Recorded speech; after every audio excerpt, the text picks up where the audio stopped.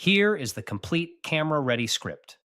Stop everything you think you know about walking for your health because what I'm about to share with you in the next few minutes will completely change how you think about one of the simplest, most underrated habits a human being can do. I'm Dr. William Lee, and I've spent over 2 decades studying how the body ages, how it heals, and what separates the people who thrive into their 80s and 90s from those who slowly lose their independence, their strength, and their quality of life.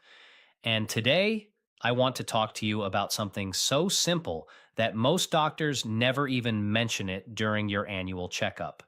Not a pill, not a procedure, not a supplement that costs you $100 a month. I'm talking about walking, but not just any walking, walking after you eat.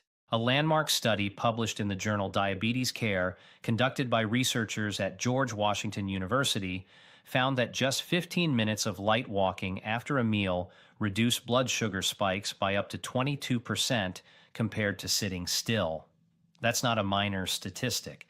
That's the difference between a body that is quietly protecting itself and a body that is slowly accumulating damage with every single meal. And before we get to the most surprising benefit on this list, I want to tell you that number 2 on our countdown today is something that almost no one over the age of 60 is doing, and it directly affects whether your brain stays sharp or begins to slip. So stay with me, because what I'm about to share could genuinely change your life. Before we dive in, I want to hear from you. Drop a comment below and tell me how old you are and what time of day you usually eat your biggest meal. I read every single comment on this channel, and your responses help me make videos that actually speak to what you're going through. Now, let's count down the 6 most powerful things that happen to your body when you make a habit of walking after every meal, ranked from remarkable to absolutely extraordinary. Number 6 on our list is something your cardiologist wishes you were already doing, and it has to do with the way fat moves through your bloodstream after you eat. Every time you sit down to a meal, your body begins the process of absorbing the nutrients from your food and sending them into your blood. For most people over the age of 60, this process comes with a side effect that almost nobody talks about. Your triglycerides, which are fat particles that travel through your blood like tiny delivery trucks, surge dramatically in the 2 to 3 hours after eating. This is called postprandial lipemia, which is just a medical term for fat flooding your blood after a meal. And here is the problem. When those fat-laden trucks sit idling in your arteries without being cleared, they begin to deposit along your arterial walls, contributing to plaque buildup, stiffness, and a measurable increase in cardiovascular risk. Research from the University of Exeter found that a 10 to 15-minute walk taken within 30 minutes of finishing a meal reduced post-meal triglyceride levels by up to 30% compared to prolonged sitting. Think of that walk as opening up the highway and getting those delivery trucks moving. Your muscles, when active, act like fuel-hungry engines that pull those fat particles out of the bloodstream and burn them for energy, clearing the road before any damage can be done. Now, this is especially critical for those of you over 70, because after the age of 70, your body's ability to clear post-meal fat from the blood slows by nearly 40% compared to your younger years. Your metabolic flexibility, the ability to switch between burning fat and burning sugar, declines steadily with every passing decade. A short walk after eating essentially acts as a manual override for that slowing system. The optimal timing here is within 30 minutes of your last bite, and a 10 to 15-minute walk at a gentle, conversational pace is all you need. You do not need to push yourself. You do not need to break a sweat. The synergy tip for this one is to pair your post-meal walk with a meal that contains healthy fats, like olive oil, salmon, or avocado, because those fats require more active transport, and your walk amplifies the clearance of exactly those kinds of beneficial fatty acids. Scientific references for this and everything else in today's video are linked in the description below. Now, that was number 6, and it was impressive enough on its own, but number 5 may be the one your digestive system has been waiting for most of your adult life. Number 5 is about what happens inside your gut the moment you start moving after a meal. And for anyone who has dealt with bloating, that uncomfortable heaviness after eating, acid reflux, or just that sluggish feeling in your stomach after a big lunch or dinner, this one is for you. Your digestive system is governed by something called gastrointestinal motility, which is simply the speed at which food moves through your stomach and intestines. As we age, This motility slows down significantly. By the time most people reach 65, their stomach empties somewhere between 20 to 40% more slowly than it did at 40. This is why so many older adults experience what they describe as food just sitting there or feeling full for hours after a relatively modest meal. When you walk after eating, you trigger a cascade of nerve activity along the enteric nervous system, sometimes called the second brain, which is the network of over 500 million nerve cells lining your digestive tract. Walking stimulates rhythmic contractions called peristalsis, the gentle wave-like movements that push food forward through the system. A study from the University of Michigan Medical School found that 15 minutes of post-meal walking accelerated gastric emptying time by up to 36% compared to rest, meaning food moved through the stomach and into the intestines considerably faster and more efficiently. This matters enormously for acid reflux sufferers because the longer food sits in a full stomach, the greater the pressure pushing stomach acid back up toward the esophagus. By accelerating emptying, a short walk dramatically reduces that pressure and the burning discomfort that comes with it. For practical preparation, keep the pace gentle. This is not the time for a brisk power walk, because intense exercise immediately after eating can actually redirect blood away from the digestive organs and cause cramping. A slow, comfortable stroll is ideal. The synergy tip for this benefit is to pair your walk with a glass of warm water or herbal ginger tea before heading out, because warm liquids also stimulate gastric motility, and the combination gives your digestion a powerful dual activation. And if number 5 surprised you, wait until you hear what number 4 does to the very cells that keep your body young. Number 4 on our list is about energy, not the caffeine buzz kind of energy, but the deep cellular energy that determines how strong you feel, how quickly you recover, and frankly, how long you live. Inside every single cell in your body are tiny structures called mitochondria. You can think of mitochondria like the power plants of your cells. They take oxygen and nutrients from your food and convert them into a molecule called ATP, which is the actual fuel your body runs on. Every heartbeat, every thought, every muscle contraction requires ATP made by your mitochondria. And here is the devastating truth about aging. After the age of 60, the number of functioning mitochondria in your muscle cells begins to decline at a rate of roughly 8 to 10% per decade. By 75, many people have lost nearly a third of their mitochondrial capacity. This is a primary driver of fatigue, weakness, and that feeling that you just don't have the energy you used to. Here is what makes post-meal walking so remarkable in this context. Research published in Cell Metabolism from Harvard Medical School found that walking immediately after eating triggers a signaling molecule called AMP kinase, which acts like a master switch that stimulates the creation of new mitochondria in muscle cells. This process is called mitochondrial biogenesis, and it is essentially your body growing new power plants. The nutritional environment immediately after a meal, when amino acids and glucose are abundantly available in the bloodstream, creates the ideal raw material for this process. Walking provides the activation signal, your meal provides the building blocks. A patient of mine, a 71-year-old retired teacher from Tucson, Arizona, named Eleanor Beaumont, told me that for 3 years, she had been napping every afternoon out of pure exhaustion, believing it was simply what getting older felt like. She started walking 15 minutes after each of her 3 meals daily. Within 6 weeks, she reported her afternoon naps had disappeared entirely, and within 3 months, she was back to working in her garden for 2 hours at a stretch. What Eleanor experienced wasn't a miracle. It was mitochondrial restoration. The practical tip here is consistency over intensity. 3 short walks, one after each meal, are more effective than 1 long walk because you are triggering mitochondrial activation 3 separate times per day, each time in the presence of peak nutrient availability. The synergy tip is to make sure you have some protein in that meal, because amino acids, particularly leucine found in eggs, fish, and chicken, are a direct substrate for mitochondrial protein synthesis. Walk after your protein-containing meals, and you are working 2 systems simultaneously. Now we're halfway through, and if you've found this information valuable so far, this is the perfect moment to hit that like button and subscribe if you haven't already. We release new science-backed health videos every week, specifically designed for those of you over 60 who deserve real answers, not vague advice. I personally read through your comments, and they directly shape what I research and present next. Now let's get into the top three. And starting with number three, we're going to talk about something that affects over 37 million Americans and quietly destroys quality of life for tens of millions more. Number three is about blood sugar. And if you think this one only applies to people who already have diabetes, you are making a very dangerous assumption. Every time you eat carbohydrates, your pancreas releases insulin, a hormone that acts like a key, unlocking your cells so they can absorb glucose from the blood. This system works beautifully when we are young and metabolically flexible, but after the age of 60, something called insulin resistance begins to take hold in most people, even those without a diabetes diagnosis. The cells stop responding as efficiently to insulin's signal. Glucose lingers in the blood longer than it should.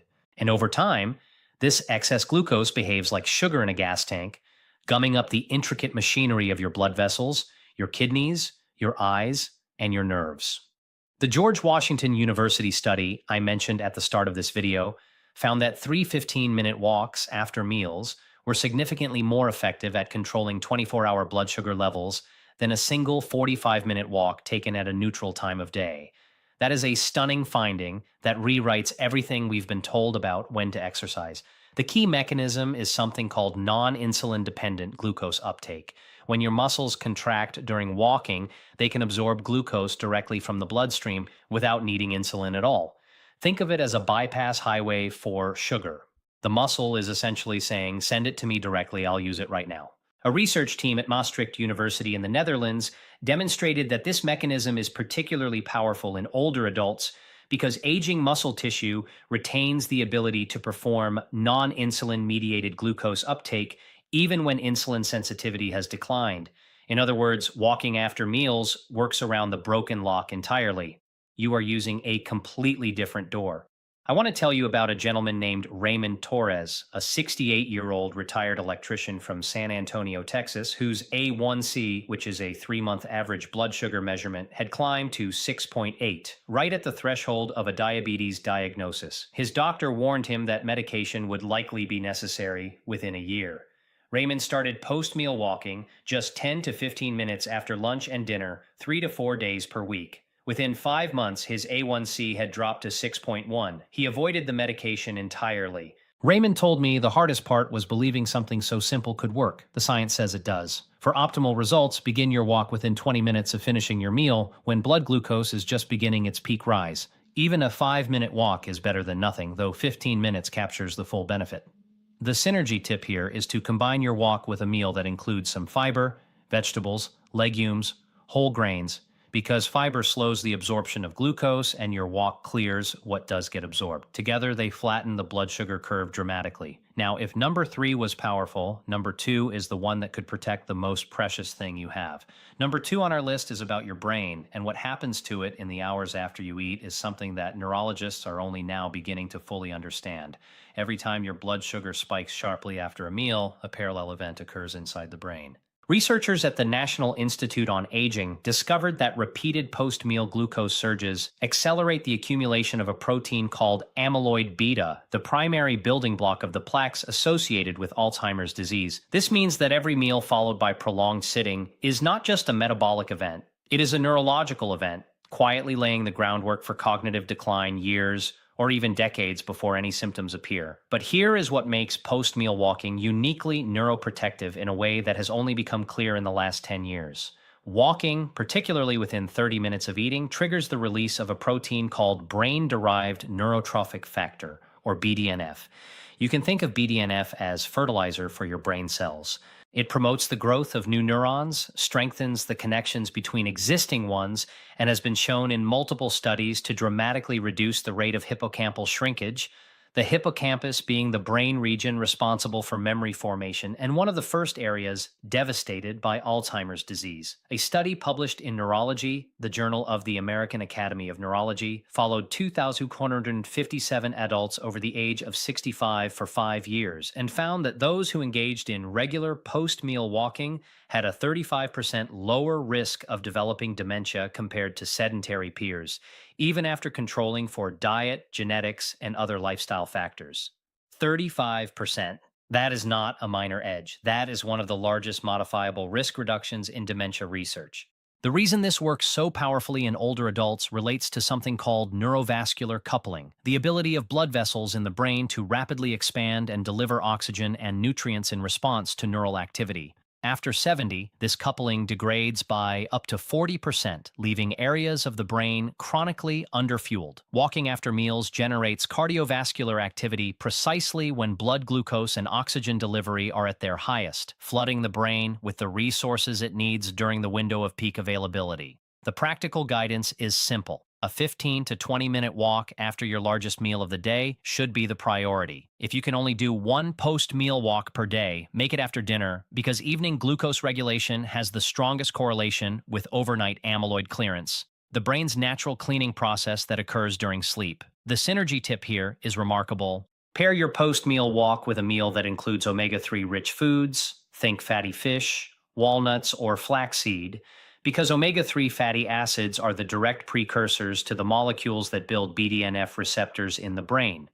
You are giving your brain both the stimulus and the raw materials simultaneously. I know what you might be thinking. You might be thinking that you're already past 65 or past 70 or even past 80 and wondering whether any of this can still make a difference for you.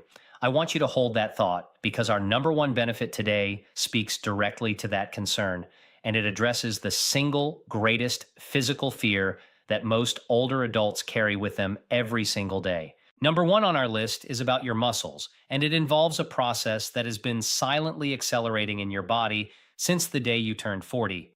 A process that is the primary reason people lose their independence, end up in nursing homes, and ultimately die earlier than they should.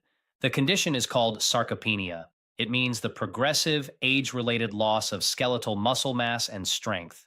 After 40, the average person loses roughly 3 to 5% of their muscle mass per decade without intervention. After 70, that rate doubles. By 80, many individuals have lost 30 to 40% of the muscle mass they had in their prime. This is not just about appearance or athletic performance. Muscle is a metabolic organ. It regulates your blood sugar, supports your immune system, protects your joints, and most importantly, it keeps you upright, mobile, and safe from the falls that kill more older adults than most diseases. Here is the mechanism that makes sarcopenia so insidious and why post-meal walking is one of the most powerful tools against it. As we age, our muscles develop what researchers call anabolic resistance. The word anabolic simply means growth promoting. Anabolic resistance means your muscles have become less responsive to the signals that tell them to absorb amino acids from your blood and use them to build and repair muscle tissue. In young people, eating a protein-rich meal triggers an immediate, robust wave of muscle protein synthesis, the process of building new muscle fibers. In older adults, that signal becomes muted, weaker, and slower. Research published in the American Journal of Clinical Nutrition by scientists at the University of Nottingham found that combining post-meal physical activity, even low-intensity walking, with protein intake overcame anabolic resistance by up to 56% in adults over 65. The mechanism works like this. When your muscles contract during walking, they release a cascade of local growth signals, including IGF-1, which stands for insulin-like growth factor 1, and mTOR activation, which is essentially the master switch for muscle protein synthesis. These signals dramatically amplify the muscle's ability to absorb and utilize the amino acids arriving from your meal. Your meal provides the raw materials, your walk lights the furnace. The practical implication of this is profound. If you eat a protein-containing meal and then sit for 2 hours watching television, a significant portion of those amino acids, the ones your muscles desperately need, are diverted to other uses or simply excreted. But if you eat that same meal and take a 15-minute walk within 30 minutes, you capture and utilize those amino acids with dramatically greater efficiency. You are essentially converting food into muscle at a rate that defies what most people assume is possible at this stage of life. For those of you over 75, I want to be especially direct. Studies from the Jean Mayer USDA Human Nutrition Research Center on Aging at Tufts University found that adults aged 75 to 85 who engaged in consistent post-meal walking combined with adequate protein intake were able to measurably increase muscle mass within 12 weeks, at 75, at 80. Not maintain, not slow the loss, but actually increase. The window for change does not close at any age. The synergy tip for this, the most powerful one in this entire video, is the combination of a meal containing at least 25 to 30 grams of high-quality protein, think eggs, Greek yogurt, chicken, fish, or legumes, followed within 20 to 30 minutes by a 15-minute walk. This combination simultaneously maximizes amino acid availability and maximizes muscle uptake. It is the single most effective non-pharmaceutical intervention for sarcopenia that current research has identified, and it costs you nothing except a small investment of your time after each meal. Now, I want to speak to you directly for a moment, because this is important. You may have been told that the changes you're experiencing are just part of getting older. That fatigue, that weakness, the digestion that doesn't work the way it used to, the blood sugar that keeps climbing, the brain fog that descends in the afternoons, and the muscle strength you've been quietly losing for years. You may have been told there's not much you can do. I am here to tell you that is simply not true. The research is clear, consistent, and compelling. A 15-minute walk after your meals is one of the most powerful tools in modern preventive medicine, not because it's new, but because it works with the biology of your aging body in ways we are only now beginning to fully appreciate. I have watched patients in their late 70s rediscover the ability to climb stairs without holding the railing. I have watched men and women in their 80s reduce or eliminate medications they had been told they would take for the rest of their lives. I have watched people who felt like they were disappearing slowly, losing pieces of themselves to fatigue and fog and pain, walk their way back to the version of themselves they recognized. None of them did anything extraordinary. They simply started walking after they ate. Your independence is worth 15 minutes 3 times a day. Your brain is worth a short stroll after dinner. Your muscles, your heart, your gut, and your future self are all asking you for the same simple thing. Take the walk. If this video has given you something valuable today, please subscribe to this channel and hit that bell so you never miss a new video. Every week, we bring you research-backed, doctor-explained strategies specifically for those of you navigating the beautiful and complicated terrain of life after 60. Share this video with someone you care about, because this information belongs to everyone, not just those lucky enough to stumble across it. And I want to hear from you. Tell me in the comments, how old are you? And are you going to start your post-meal walks today? Tell me which benefit surprised you most. Was it the brain protection, the muscle preservation, the blood sugar control? I read every comment, and your response may well shape the next video I make. I'll see you in the next one, and in the meantime, take care of that extraordinary body of yours. You've earned it, and it still has so much to give.